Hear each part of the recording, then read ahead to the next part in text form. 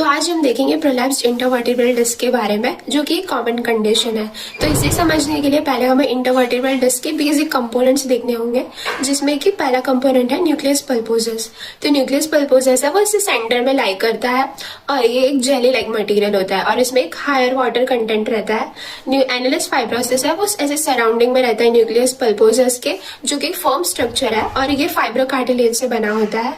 और cartilage and plates है वो वर्टिब्रे के दोनों साइड ऐसे सुपीरियरली और इंफीरियरली प्रेजेंट होता है। तो यहाँ एक्चुअली होता क्या है कि कंप्रेशन फोर्सेस के वजह से डिस्क जो है वो दो वर्टिब्रे के बीच में दबने लगती है, जिससे यहाँ वेयर एंड टेयर चेंजेस होते हैं प्लस डीजनरेशन होने लगता है। तो उसके वजह से एनालिस फाइब्रोसिस जो है वो वीकन होने लगता है। अब न्यूक्लियस पल्पोसस एक जेली लाइक मटेरियल है, तो उसको इजीली वो ऐसे प्रोट्रूड आउट कर सकता है यहाँ से, तो इसे हम बोलेंगे प्रोट्रूजन। अब एक्सट्रूजन क्या है? जब दो वर्टिब्रेस के बीच में से ऐसे डिस्क बल्ज आउट करने लगे तो हम उसे एक्सट्रूजन बोलेंगे।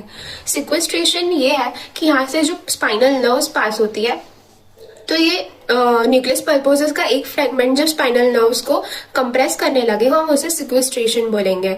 यहाँ पे नर्व कंप्रेस हो रही है तो यहाँ इन्फ्लेमेशन और इरिटेशन देखने मिलेगा प्लस रेडिएटिंग पेन भी देखने मिलेगा।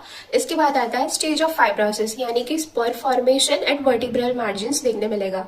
कॉमन साइट कौन सी है? L4, L5 लंबर रीजन में और C5, C6 सर्वाइकल रीजन में। इसके क्लिनिकल फीचर्स है low back pain, radiating pain जिसमें पेन, टिंगलिंग, नमनेस और most commonly sciatica, weakness. Treatment में रेस्ट, मेडिकेशन में मसल रिलैक्सेंट्स और एनाल्जेसिक्स देंगे, टेंस पेन रिलीफ के लिए देंगे और ट्रैक्शन नर्व डिकम्प्रेशन के लिए देंगे। तो ये एक इजी वे है इसे याद रखने का, जिसमें ऐसे फ्लो चार्ट बनेगा कि डीजनरेशन फॉलोड बाय प्रोट्रूजन या prolapse followed by extrusion followed by sequestration followed by nerve compression plus stage of fibrosis.